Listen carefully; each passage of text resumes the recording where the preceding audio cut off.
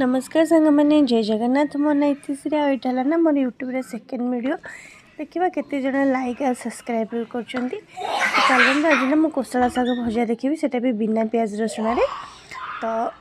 से मुझे आलू बैगण कदली आ बड़ी नहीं जाइए गोटे कढ़ई टे तेल पकईकि तेल गरम मसला पर बड़ी के आगे भाजिकी बाहर करदेवी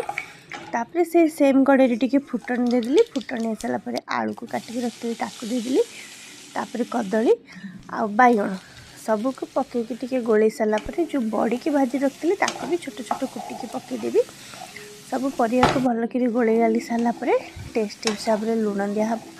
लुण दे सारापर परिवा टिके सिझी सारापर जो कोसला शाग को नहीं भलक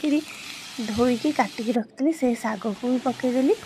सब गोले सारापर शाग तो सीझापी बेसी समय लगे जहाँ परिवा टिके टाइम बास 2 मिनट रेडी होमर शाग भजा